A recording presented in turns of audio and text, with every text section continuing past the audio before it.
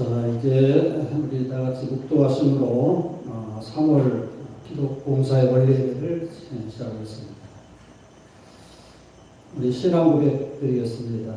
전능하사 천지를 만드신 하나님 아버지를 내가 믿사오며 그의 아들 우리 주 예수 그리스도를 믿사오니 이는 성령으로 잉태하사 동정녀 마리아에게 나시고 본디오 빌라도에게 고난을 받으사 십자가에 못 박혀 죽으시고 장사한 지 사흘 만에 죽은 자 가운데서 다시 살아나시며 하늘에 오르사 전능하신 하나님 편에 앉아 계시다가 죄로서 산 자와 죽은 자를 심판하러 오시리라. 성령을 믿사오며 거룩한 공회와 성도와 서로 교통하는 것과 죄를 사하여 주시는 것과 꿈이 다시 사는 것과 영원히 사는 것을 믿사옵나이다. 통일 찬송가 255장 1절 2절을 드렸습니다.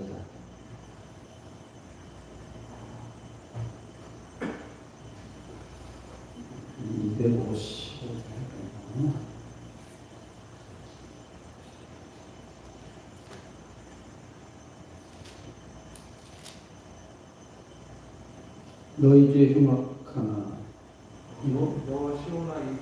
이거 잘못 나왔네. 주보 255장 너희 죄 흉악하나입니다. 너희 죄 흉악하나 누군가 같이 했네. 너희 죄 흉악하나 누군가 같이 했네.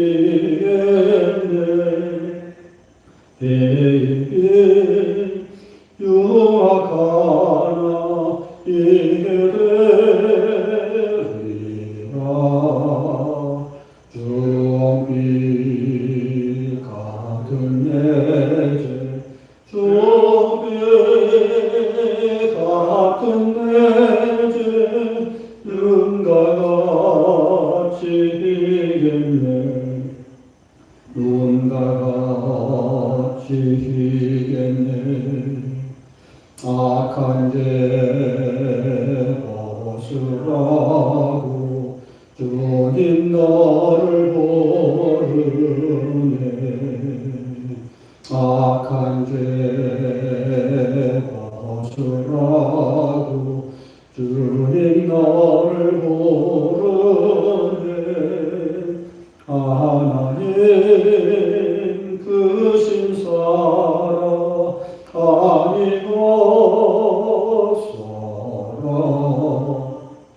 악한 죄 벗으라고 악한 죄 벗으라고 주님 너를 부르네. 주님 너를 부르네. 하나님의 말씀은 로마서 15장 18절에서 마지막 28절입니다. 우리 18절 한 절만 다 같이 읽겠습니다. 18절 시작. 그리스도께서 이방인들을 순종하게 하기 위하여 나를 통하여 역사하신 것 외에는 내가 감히 말하지 아니하노라. 그 일은 말과 행위로 19절까지 합시다. 표적과 기사의 능력으로 성령의 능력으로 이루어졌으며 그리하여 내가 예루살렘으로부터 두를 행하여 일루리본까지 그리스도의 복음을 풍만하게 전하였노라. 아멘. 우리 지금 로마서 이제 거의 뒷부분에 왔습니다. 로마서는 사도 바울이 지역교회, 즉 로마 교회에 보낸 편지입니다. 서신이죠, 서신. 사도 바울이 여러 교회에 보낸 편지들이 신약에 많이 있잖아요. 고린도 전서, 전후서, 에베소서. 이게 다 이렇게 지역교회에 보낸 편지들이에요. 로컬 처치라고 하잖아요. 로컬 처치. 교회 여러 가지 어떤 문제가 생겼을 때에 어떤 인간 사이는 어디나 갈등이 있잖아요. 문제가 있고. 그랬을 때에 자기 스스로는 해결할 수 없는 어려운 문제가 있어서, 그래서 영적인 어떤 지도자라 할 수 있는 사도에게 선생님, 우리 교회에 이런 문제가 있어요 하면서 이제 가르침을 주세요. 뭐 이제 그런 것이 들어왔겠죠. 어떤 것이. 그랬을 때 이제 기도하는 가운데 그 교회에 편지를 보내면서, 근데 그 편지 오늘 우리에게 이제 하나의 문서가 교회에서 이제 정경으로, 캐논으로 채택되었다는 거예요. 이게 굉장히 신비죠. 신비해요. 수많은 문서 중에 우리 이제 신약 27권만 딱 정경으로, 복음서도 마찬가지예요. 복음서도 우리는 4개 복음서 알고 있지만 많아요. 복음서가. 도마 복음서도 있고, 빌립 복음서도 있고, 복음서가 엄청 많아요. 마리아 복음서도 있고, 유다 복음서도 있고, 굉장히 많단 말이에요. 그 많은 문서 중에 교회가 이것을 우리 이제 성경으로 채택하자. 그래서 지금 같은 이제 우리 봄에 가을에 총회가 하잖아요. 총회가 열리잖아요. 목사님들과 장로님들이 모여서 교회, 우리 교단의 중요한 일을 놓고 뭔가 결정을 해야 할 일들이 있잖아요. 이게 국회도 마찬가지예요. 국회는 국가 전체적인 일을 놓고 국회의원들이 결정하는 법이 되고 막 그러잖아요. 그런 것처럼 교회가 회의를 열어서 많은 문서 중에서 이제 신약 27권, 구약 39권, 이거를 이제 66권에 이렇게 교회 캐논으로 정한. 그러니까 사실 거기에 채택되지 않는 문서도 많아요. 외경, 외경이라고 각각 외자. 정경의 바깥에 있지만 그래도 굉장히 신앙에 도움이 되는, 그렇지만 완전히 계시라고 할 수는 없고, 거기서 이제 묘한 그런 좀 어떤 경계선이 있죠. 또 외경 바로 뒤에는 위경이 있어요. 또 위경.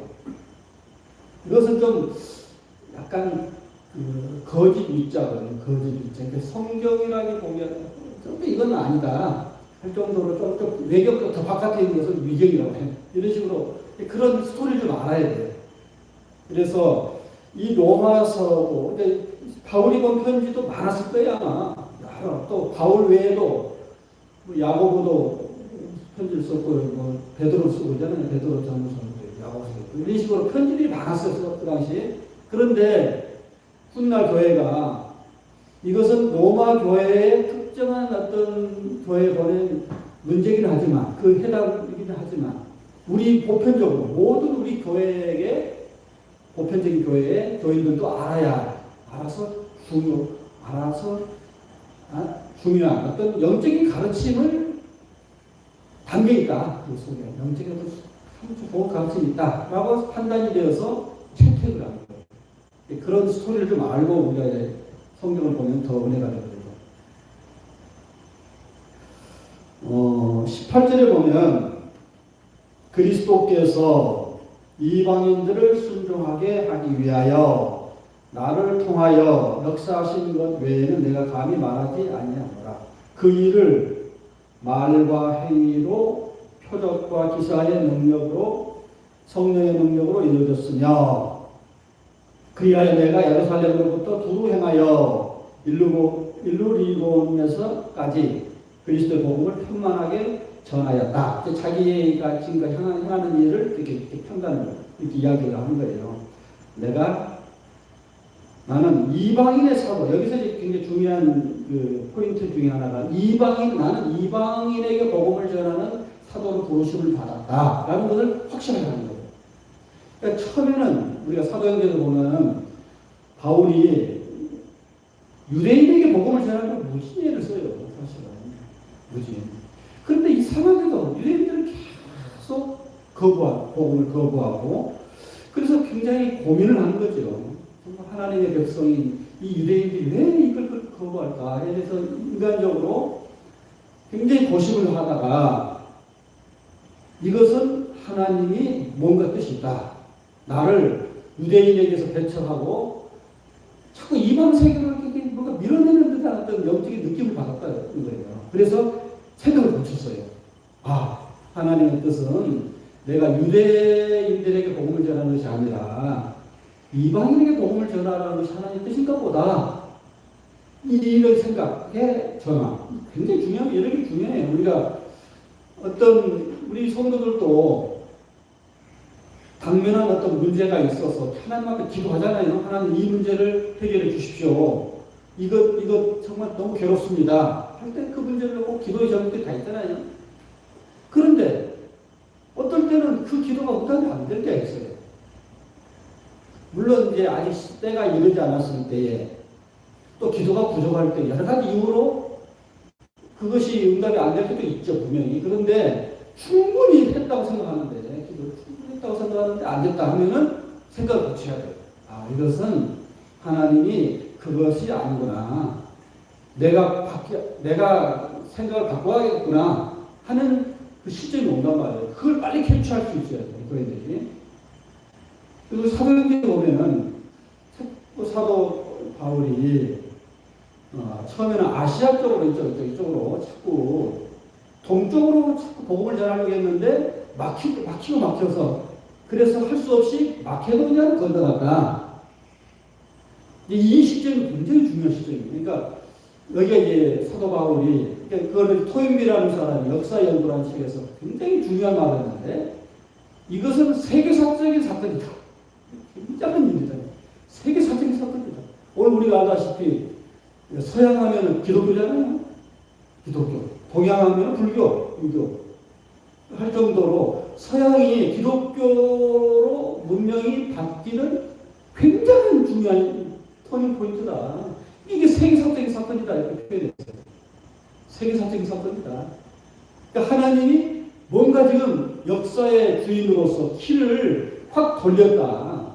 근데 사도 바울은 처음에는 몰랐는데 그걸 기도하는 가운데 이것은 하나님의 뜻이구나. 이런 내 뜻대로 예수님도 그러죠. 겟세마네 동산에서 십자가를 놓고 굉장히 고민을 하다가 내 뜻대로 마옵시 하옵소서라고 생각을 바꾸고 하나님의 뜻을 향해서 가는 거잖아요. 이런 어떤 내 생각의 전환. 우리는 이게 그걸 회심이라고 하니까 회심. 우리가 예수 믿는 것도 사실 그런 거예요. 세상을 향하던 모든 것들이 갑자기 터닝 포인트가 되어서 삶의 방향이 바뀌는 거잖아요. 굉장히 중요한 시점이에요. 그런 점에서 아무튼 사도 바울이 자기가 이방인의 사도로 부르심을 받았다는 것을 그때 확신을 하고 이제 마케도니아를 건너가서 복음을 전하면서 오늘날 유럽 전체가 복음화되고 2000년 동안 기독교 문명권이 됐다는 거예요. 굉장히 중요하다. 그래서 세계사적인 사건이다라고 말할 정도가 이런 뜻이죠. 그런데 여기서 봅시다. 이제 그리스도께서 이방인들을 순종케 하기 위해서 나를 통하여 역사하셨다. 역사라는 것은 여기서 히스토리 할 때 역사가 아니고 워크 뭔가 작용하셨다. 그렇게 이제 우리가 이런 표현은 잘 세상에서는 안 쓰죠. 우리 기도할 때 하나님 역사해 주시옵소서 하는 말을 많이 쓰죠. 굉장히 이제 기독교적인 용어인데 영어로 표현하면 워크예요. 일하다. 그러니까 하나님께서 나를 통해서 이방인들을 순종케 하기 위해서 나를 통하여 역사하셨다. 이렇게 표현하는 거예요. 이게 한마디 분석하면 이렇게 되는 거예요. 그럴 때에 자기가 이방인을 사도로서 이방인을 순종케 하기 위해서 나를 불렀다. 나를 통해서. 여기서 이제 사도는 구약의 제사장을 생각하는 거예요. 구약의 제사장과 이제 신약의 사도는 이제 거의 같은 맥락이잖아요. 그러니까 하나님과 인간 사이에서 이제 뭔가 역할을 하는 사람이죠. 제사장도 그렇고 신약의 사도도 그렇고. 근데 사도나 제사장이나 같은 역할인데 그러면 이제 제사장의 역할이 뭡니까?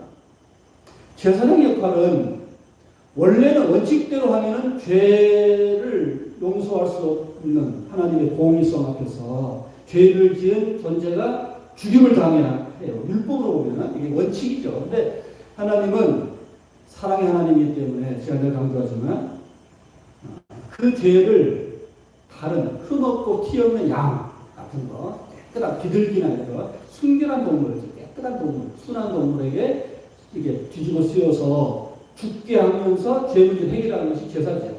근데 그 제사를 집전하는 사람이 제사장.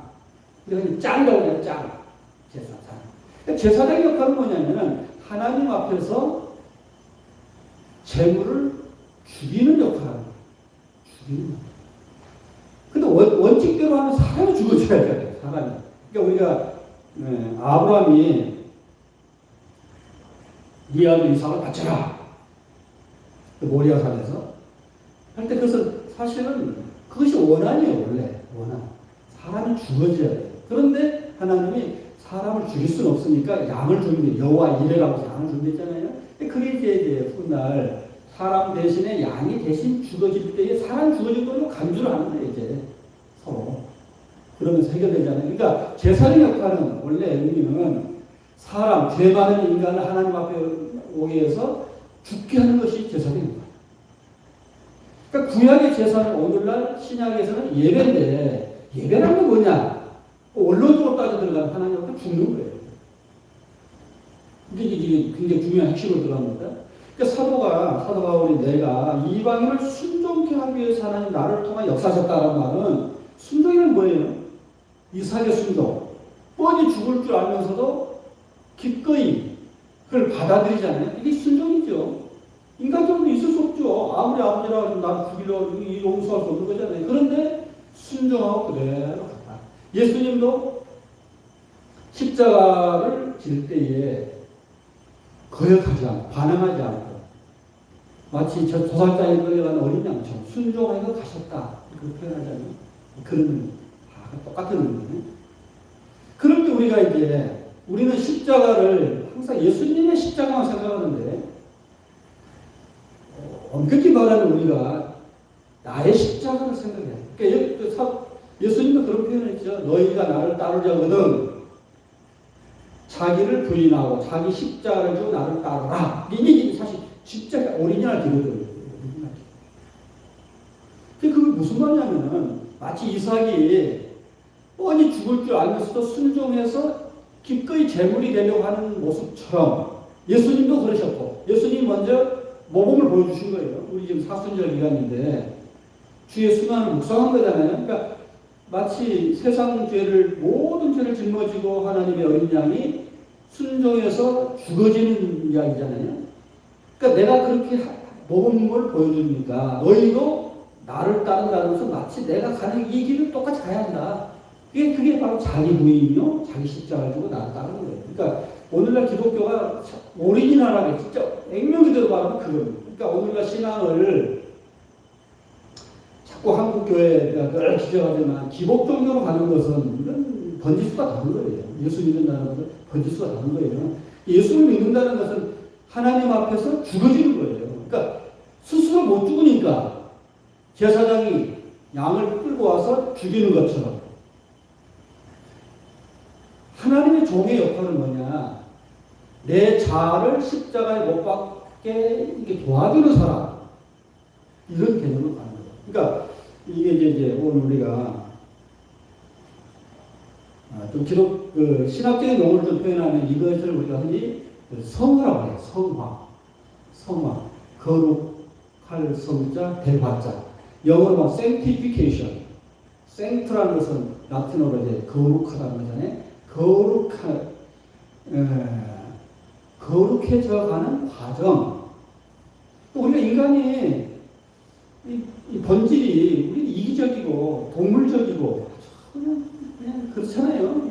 그러니까 하나님의 어떤 절대성에 비교해서 우리가 너무도 이기적이고 본능적이어서 하나님이라는 개념을 빼버리면 그냥 동물 있잖아요. 인간이 먹고 자고 그냥 막 쾌락을 추구하고 자기밖에 모르고 이런 육적인 성경에서 그걸 육적인 자기라고 하잖아요.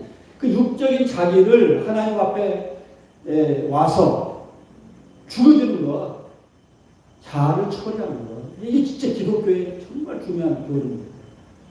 내가 주님과 함께 그래서 사도 바울이 그걸 어떻게 하면 내가 그리스도와 십자가에 못 박혀 죽었나니 이제는 내가 산 것이 아니라 내 안에 그리스도가 산 것이다. 예수님의 십자가 부활에 나를 같이 대입해서 예수님의 십자가는 내 십자가예요. 예수님의 부활은 나의 부활로서 예수님의 죽음과 함께 내 육적인 자아가 처리되고, 즉 구약의 양이 하나님 앞에 죽어지고 똑같은 거예요. 그러니까 세례도 물속에 들어간 거잖아요. 그 죽어지는 거죠. 내 자아가 처리되는 거죠. 그리고 나오는 것은 새로운 모습으로 물과 성령으로 거듭나는 것. 이게 부활이죠. 그래서 예수 믿는다는 것은 내 자아를 끊임없이, 사도 바울도 내가 매일 죽노라 이렇게 이야기합니다. 그러니까 내 그 내 그 혈육, 혈기, 동물적인 본성 이런 것들을 끊임없이 알아채리고 나를 막 쳐서 복종을 시키고 죽이는, 자기를 부인하는 이런 끊임없는 과정을 통해서 한 단계 한 단계 업그레이드, 성화되어 가는 거죠. 거룩해져 가는 거잖아요. 이게 기독교다. 진짜 기독교다. 근데 오늘날 교회가 이걸 강조하지 않고 예수 믿으면 못 받는다는 그냥 천박한 축복, 기복주의로 가는 건데, 물론 이제 어린아이들한테는 할 수 없어요. 어린아이한테는 저도 이제 우리 그 손주들이 이제 막 잘하고 있거든요. 잘하고 보면은 진짜 그냥 먹는 거, 이런 거, 그렇잖아요. 그냥 뭐, 우리 어른도 마찬가지죠. 먹는 거예요. 그래서 어린아이들은 맨날 자기 중심이고, 자기가 세상 중심으로 가고, 맨날 달라고만 하고, 그렇죠? 그러다가 결혼해서 애 낳고, 그러면은 희생하는 단계로 바뀌죠. 우리가 자식한테 끔찍하잖아요. 나는 우리 애들 보면 내가 희생을 하고, 근데 우리 애들 보면 또 지 새끼한테 또 희생을 해요. 또 보면 애를 보더니 내리 사랑이 오잖아요. 그런 걸 보면서 하나의 성숙 과정이에요. 성숙 과정. 그러니까 어린아이 때는 자기밖에 모르고 맨날 달라고만 하고, 그런 단계가 있죠, 분명히. 그런데 성인이 되어서도 여전히 아직도 그런 어린아이 같은 모습을 버리지 않고 자기밖에 모른다는 이 큰일 나죠. 그래서 어떤 신학자는 우리 한국 교인들을 딱 한마디로 똑똑한 국민학 유광입니다. 이렇게 다가오죠, 말이. 그러니까 유광년은 지가 다 아는 것 같죠. 다 아는 것 같아요. 뭐 가르치려고 그래요, 그러면. 그렇게 보면 형편없는 거잖아요. 근데 너 똑똑해.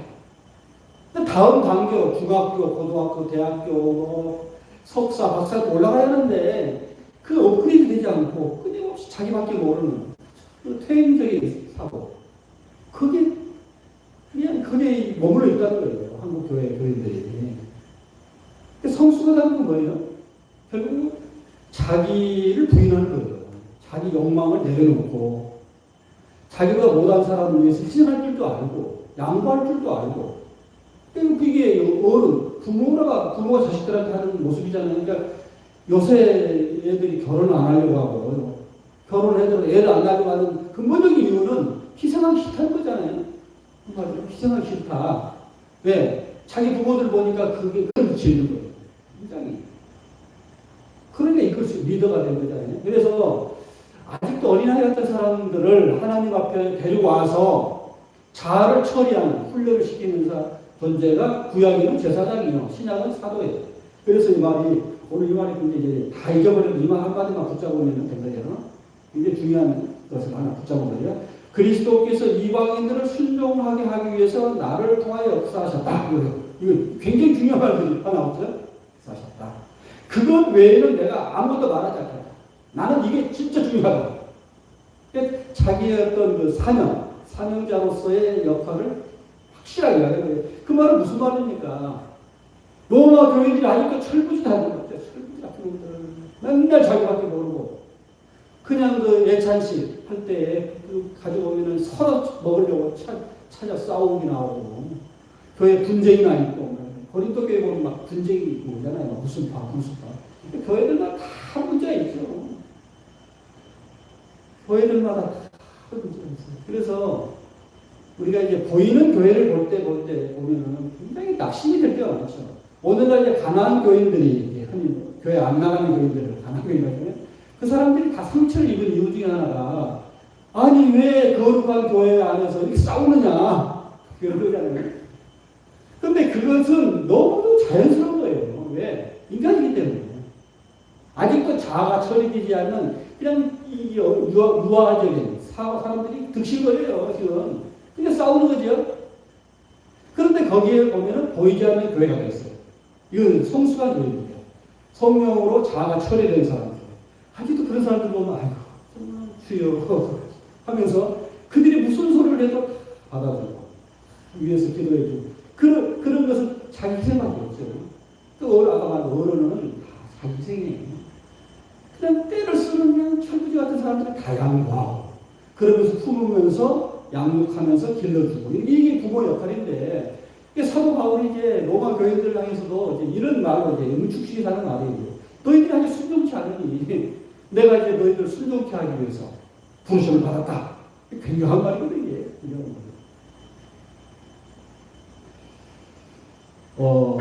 내가 감히 말하지 않고 그 일을 말과 행위로 표적과 기사의 능력으로 성령의 능력으로 이루어졌으며 이게 순종케 하기 위해서는 여러 가지가 있어요. 표적도 해야 돼요. 그러니까 예수님 당시에 예수님이 복음서에 보면 많은 표적을 하시잖아요. 병든 자를 고치시고 귀신을 쫓아내고 죽은 자를 살리는 이런 표적들이죠. 이거는 정말 자연적인 일에서는 있을 수 없는 기이한 일들이에요. 기이한 일들이 막 벌어지고 있어요. 근데 그것은 왜 그렇게 하셨느냐 하면 그 자체가 목적이 아니에요. 하나의 방편이지. 무슨 방편이냐면 너무도 말을 안 들으니까 뭔가 기적을 보여줘야만이 그러니까 눈을 동그라지면서 그걸 쳐다보고 저분은 대단한 하나님 보셨네. 하나님 아들 이렇게 된단 말이에요. 그렇게 하기 위해서 한 거지 표적 자체가 사실은 목적은 아니에요. 그 상당히 방편이에요. 오늘 우리가 성령 운동할 때에 자꾸 은사를 이야기하잖아요. 병 고치는 은사, 방언의 은사, 통역하는 은사, 이런 것은 다 방편들이에요, 사실은. 방편들인데 그 자체가 목적이 되어서 자꾸 그걸 가지고 영적인 교만을 하고 그걸 가지고 예수 장사하고 사람들이 헌금이나 갈취하고 하는 그런 사람들이 많이 있죠. 그래서 결국 이단으로 가죠, 자기가. 그러니까 뭔가를 아는 사람들은 그걸 내려놓아요. 은사를 내려놓아요. 진짜 은사는, 성령의 은사는 사랑과 희락, 앞에 말했을 때 12가지, 9가지 은사이죠. 그거예요. 그 열매를 맺어주는 게 진짜 성령의 은사예요. 성화되는 거. 인격적으로 정말 주님의 내가 거룩하게 해도 거룩하다는 것처럼 거룩해져 가려고 하는 그 과정이 성령의 역사인데 우리는 그 역사는 내려놓고 그냥 은사적인 성령만 강조하다 보니까 한국 교회가 굉장히 많이 문제가 있었죠. 근데 이제는 성령의 은사로 인해서 성숙해져가는 그리스도인 이렇게 이제 방향을 잡아야 돼요. 그런 점에서 표적, 기사의 능력으로 성령의 능력을 이루었으며 왜? 안 믿으니까 일단은 그렇게 해서 사람들 하여금 마음을 열리게 하는 수단이지. 그래서 복음서에 보면 초반기에 예수님 그렇게 하시죠. 근데 후반기에는 안 해줘요. 내려놓으셔요. 그리고 십자가 바로 가버리셔요. 그러니까 사람을 구원하는 것은 기적이 아니고 십자가밖에 없다는 거예요. 인간이 성화되는 것, 인간을 구원하는 것 다 십자가밖에 없다. 예수님이 내가 그걸 보여주겠다. 모범을 보여주겠다. 그러니까 너희도 나를 나처럼 꼭 해라. 이거거든. 이게 기독교예요. 사실. 그래서 그 복음을 내가 깨달았다. 바울이 이제 내가 그 복음을 깨달았다. 전에는 율법주의자였어요. 율법주의자이기 때문에 하나님이 율법으로 우리 요구하신 것들을 다 지켜내므로 거룩해지려고 했는데 안 되더라는 거예요. 인간은 용을 써도 안 된다는 거예요. 그래서 예수님이 오셨다. 그래서 예수님의 십자가와 부활의 그 능력으로 성령을 받으며 그 성령에 의해서 내가 성화되어 가는 것이 이제 되는 것이다. 이렇게. 우리가 흔히 맨정신으로 뭐랄까 술 기운으로 이야기한다고 하잖아요. 마치 이제 비유를 말한다면 그런 식일 수도 있어요. 그래서 사도행전에 첫 부분에 보면 성령 받으고 술 취한 사람처럼 보였다고 하잖아요. 그러니까 자기의 의지가 아닌 이상한 어떤 기운에 의해서 되어지는 이게 성령의 능력이잖아요. 그렇게 되어짐으로써의 성화지 인간의 의지로 몸부림치는 것은 율법주의예요. 제가 이제 우리 성도들도 그렇고 우리 목회자들도 그렇고 성화대로 몸부림을 치다가 신경이 쇠약해서 정신질환까지 우울증까지 오는 사람들이 많아요. 그러니까 용을 쓰는 거죠. 지금 내가 아이고 뭐야 내 진짜 이거 교인으로서 이렇게 살아서 안 되지 하면서 막 자기와 싸우는 거죠. 그런데 그게 참 미묘한 차이인데 성령의 능력으로 하는 것은 자연스럽게 쉽게 되는데 성령의 능력이 아닌 자기의 자아의 의지, 자기 의지, 인간의 의지로 막 하려고 하면 참 가상한데 안 되더라고요. 안 되니까 자꾸 가면을 쓰고 위선을 부리고 또 자꾸 신경이 곤두서서 이제 막 자기 정신 분열이 일어나서 우리 정신과에 가면 그런 사람들도 있거든요. 참 불쌍해요. 교인들 중에 정말 그 착한 사람들이 정신질환 분열에 많이 걸려요. 그러니까 자기 힘으로 하려고 욕을 쓰는 거예요. 신경이 쇠약해지고. 그래서 이제 프로이드라는 사람이 그 기독교의 그 선악과를 좀 내려놔라. 그 초자아가 너무 강하다 보니까 그냥 이것이 에고가 견디지 못해서 정신질환이 나오고 정신분열이 일어나니까 좀 뭐 선언을 하지 말고 이제는 좋고 나쁘다 이런 식으로 좀 약간 낮추자 기준을 이렇게 이제 제안을 했어요. 굉장히 현대 철학에 오면 이제 그게 가면요. 어디 윤리적인 어떤 것을 다 내려놓고 사람이 좋아하고 싫어하고 그런 걸로 표현하자. 기준 자체를 그게 다운시킨 거죠. 그러니까 우리 기독교는 굉장히 기준이 높아요. 어디가 기준이? 하나님은. 본질은 인간이 동물인데 하나님처럼 거룩히 살아 이거거든요. 내가 거룩하게 거룩하라.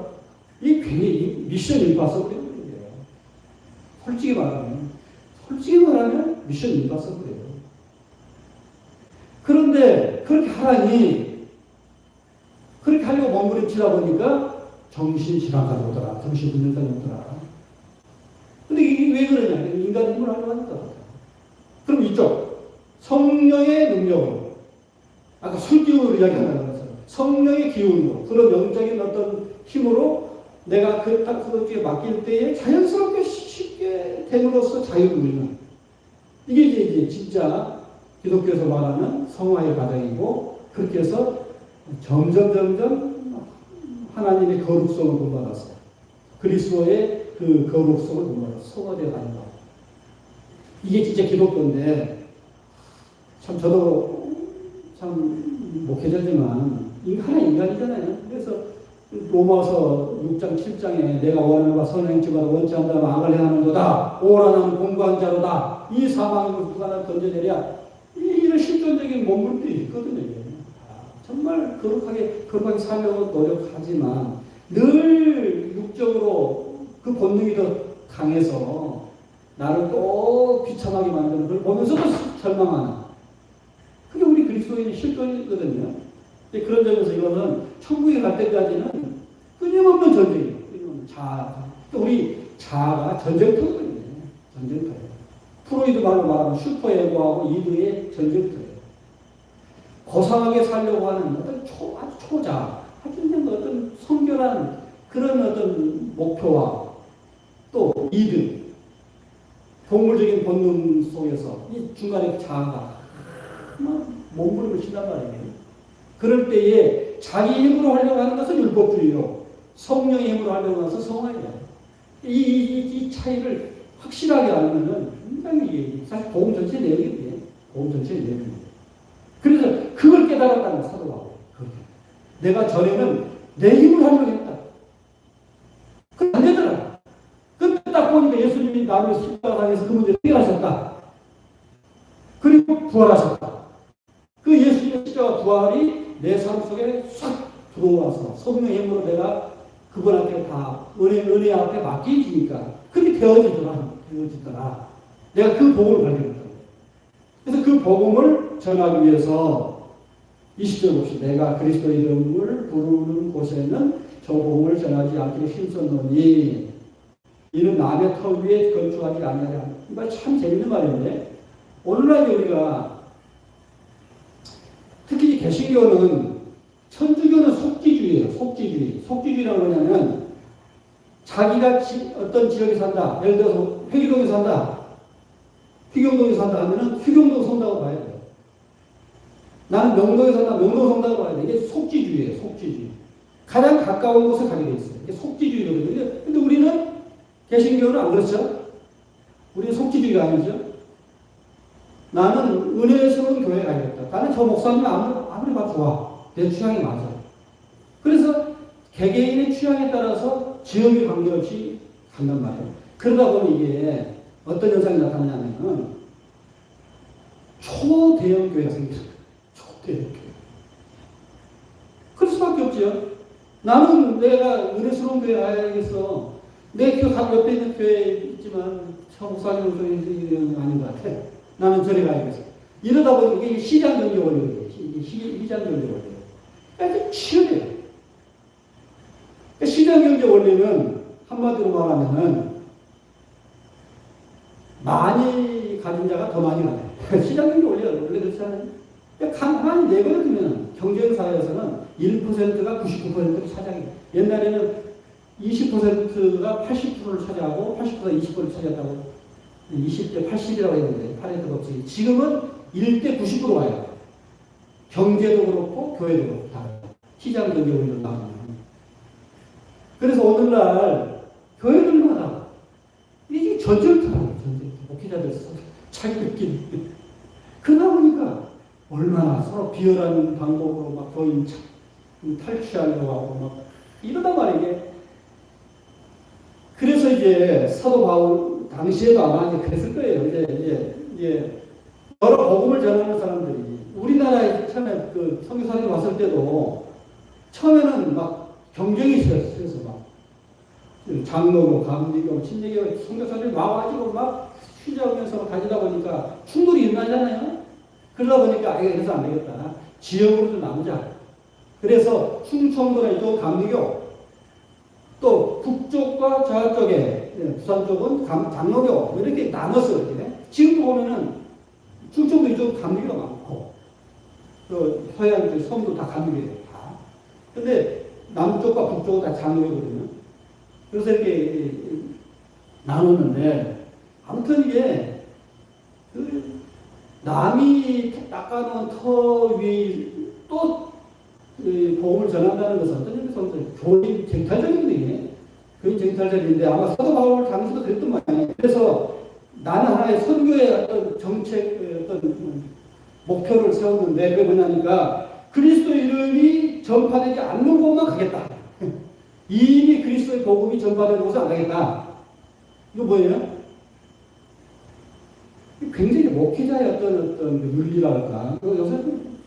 요새 옛날에는 많이 그랬었어요. 옛날에는 어떤 교회 하나 생기면 몇 미터 이내에는 교회를 안 세웠어요. 목회자 사이에서도. 지금은 그런 원칙이 다 깨져버렸죠. 그 정도는 아무것도 아니고, 뭐, 요새는 뭐, 총동원주의에 가서 남의 교회도 다 뺏어가고 그러잖아요. 이게 참 시사스러운 거죠. 이 현실적인 문제인데, 그래서 여기 사도 바울의 이 말은 굉장히 중요한 것 같아요. 남들이 활동하는 어떤 선교지는 내가 절대로 욕심을 안 부리겠다. 전혀 선교가 안 된 곳만 가겠다. 이게 중요한 말이라고 했어요. 그래서 남의 터 위에는 건축하지 아니하겠다. 굉장히 중요한 이야기를 하고 있어요. 기록된 바 주의 소식을 받지 못한 자들이 볼 것이요. 지금도 선교사들이 한 번도 복음을 전해주지 않는 곳으로 가야죠, 사실은. 그런데 그것은 진짜 맨 땅에 해내는 게 쉽지 않거든요. 그래서 예를 들어서 필리핀만 가도 우리나라 선교사들이 막 수백 명 막 이래요. 근데 그게 보면은 어떤 데서 보면은 선교가 할 정도로 요새는 유튜브로 하니까 말이 좀 잘 건네들었는데 아무튼 그런 게 있거든요. 그래서 복음이 전파되지 않는 곳에 가는 것이 사실은 사역자들이 목회 윤리죠. 주의 소식을 전혀 받지 못한 자들에게 가서 보게 할 것이요. 전혀 듣지 못한 자들에게 깨닫게 하기 위해서 나는 남들이 닦아놓은 터 위에는 가지 않겠다. 중요한 목회적인 윤리를 이야기하고 있습니다. 그리고 그러므로 또한 내가 너희에게 가져간 것이 여러 번 맡겼다. 사도 바울이 지금 그 큰 원대한 꿈을 꾸고 있는데 사도 바울은 어떤 기도를 갖고 있냐면 내가 언젠가는 내가 로마로 가야겠다. 그리고 로마에 가서 로마 교인들의 도움으로 서바나까지 그 당시 이제 땅 끝이라고 합니다. 지금 서바나 하면 지금 스페인을 한자로 서바나라고 표현해요. 서바나. 이거 좀 시간이 좀 지났으니까 여기 또 중요한 이야기를 좀 다음 주에 하겠습니다. 22절부터 다음 그리고 총문이 좀 기억하세요. 22절 또 중요한 이야기가 좀 있으니까 22절부터 다음 시간에 하겠습니다. 기도하겠습니다. 사랑의 아버지 오늘 말씀을 통해서 사도 바울이 여러 가지 우리에게 영적인 가르침을 주심을 감사합니다. 그때도 문제가 되었지만 현재도 여전히 이런 문제는 늘 반복되고 있습니다. 이런 말씀을 통해서 우리가 어떻게 신앙생활을 해야 할지 우리 자신을 돌아보는 우리의 모습이 되게 하여 주시옵소서. 이제는 우리 주 예수 그리스도의 무한하신 은혜와 아버지 하나님의 극진하신 사랑과 성령의 감동과 충만하신 역사가 그리스도의 십자가를 본받으면서 우리 자아를 처리하기 원하는 사람 모든 교들 머리 위에 이제와 함께 하시기를 간절히 축원합니다. 회장님 나오셔서 광고 하겠습니다.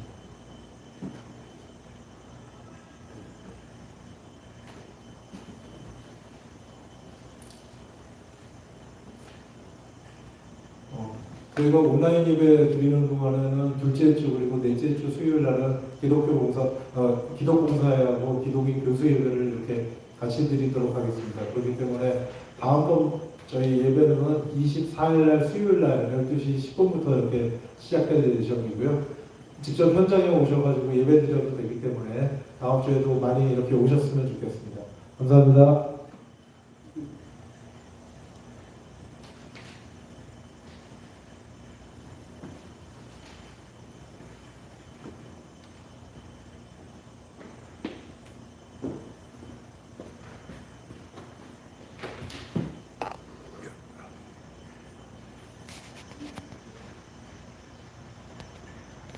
네, 하셨어요?